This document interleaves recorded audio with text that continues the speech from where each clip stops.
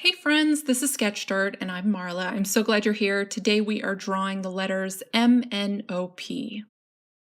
Okay, so to get started, I am using pencils HB, 2B, and 4B. And for all the shapes of the letters, I'm going to put those measurements in the description box below. To get started here, I am just taking my HB pencil and I'm roughly sketching in the letters how I want them. And for the M and the N, I'm just drawing the outer legs to start. And you'll see as we go along here why I decided to do that. And I'll get into a little bit more of explaining that as we go along. And for the letter O here, as you can see, I segmented this out so that I could draw the circle a lot easier.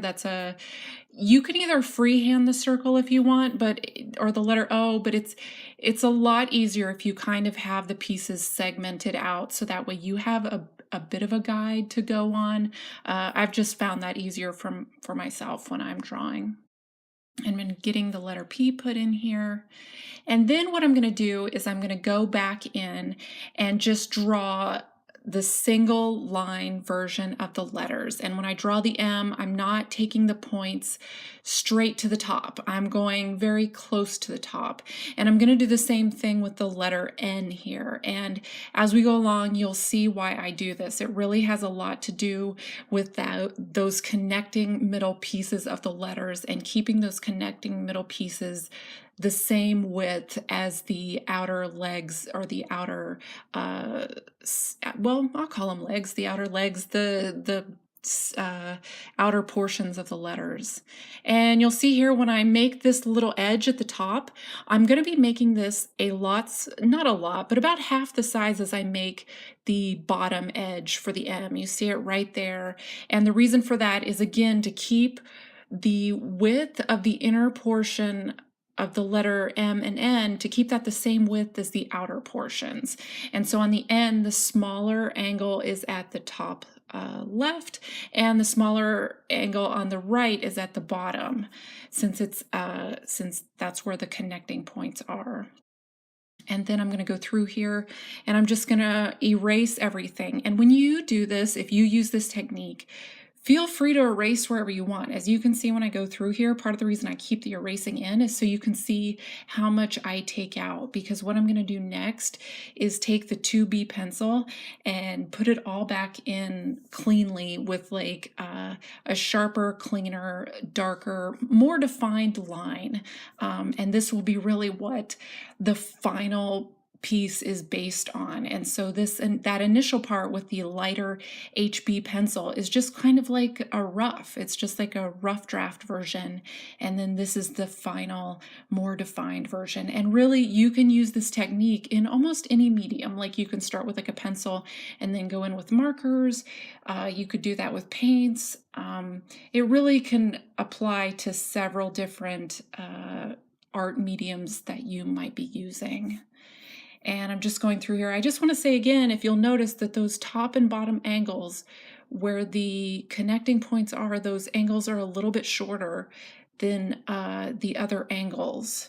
And that's what keeps the middle connecting pieces the same size as the outer pieces. I actually had to work on that quite a bit to figure out how I wanted that. And I think that's the way it is with like drawing letters. It's usually very easy to draw the beginning letters like A, B, C, D, and then you have E and F, and those are pretty easy. And then once you get farther down the line, it gets a little bit tougher, and it's a little bit tougher to stay consistent with what you did at the very beginning. And this is true for the shading. I spent a lot of time figuring out the shading here for this whole series so far. It uses 3 shades, a light, a medium, and a dark. And the lightest shade, the white, comes in from the right side. The medium shade goes in from the left and the top. And then the darkest shade goes in from the bottom. And so what I really worked on and really struggled with was how to do the M shading and then how to do the N shading, because then farther down the line, letters like X and V and W are going to need to use this same strategy. And then there's also letters like for the N, that are very similar, like the R and the K, and I had to like reference what I had already done for them. And I felt like since the M was very close to the letter A in terms of like that middle connecting piece, like if you imagine you can kind of stretch, I figured that that needed to be the darkest portion. And then on the N, this was very similar to like the letter K, which I had already done. And so I kept that middle portion lighter. And then I also used letters that I had already done to draw the rest of the pieces here as like a reference. Like this letter O, I used the letter C and G as kind of a reference for how I would do the shading for this one, which again, it's following kind of those arbitrary rules of like where the lightest, the medium, and the darkest shades come in, but then it's also like referencing what I had already done and just making sure that I can do that for the rest of the letters going down the line. Like that started to be my worry, is that I would like start with like a strategy or a formula for shading in the letters, and then I wouldn't be able to finish it off consistently. And so when you draw letters like this, you'll kind of want to keep an eye on the same thing. Now, keep in mind, if what you're doing is just drawing words, like you're not doing the whole alphabet, then you don't have to figure out the strategy for the whole alphabet. Like you can just like figure out what you want to draw for those letters, and that's it. And you don't have to put like so much thought into every single one if you're not actually going to be using them. All right, so to finish things out here, you wouldn't have to do this. I think you could stop at the 2B pencil, but I really wanted this to be more defined, more dimensional.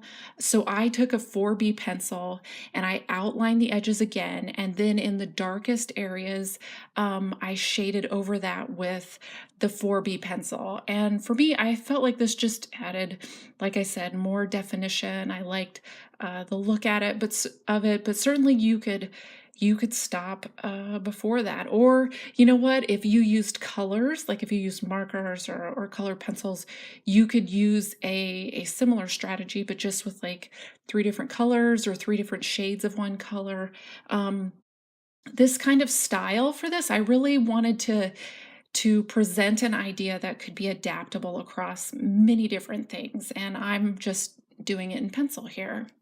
And so as I finish up, I really want to thank you for watching. We have the rest of the series to go. I have really loved doing this, and definitely like this video. If you like it, put a comment down below. Tell me what you'd like to see me draw. I'd love to hear from you. And definitely subscribe to my channel. I would love to hear from you. I'm also on Facebook and Instagram and Twitter under Sketch Dirt as well. And definitely, like I said, I'd love to hear from you. Thanks so much for watching. This is Sketch Dirt, and I'm Marla. Bye!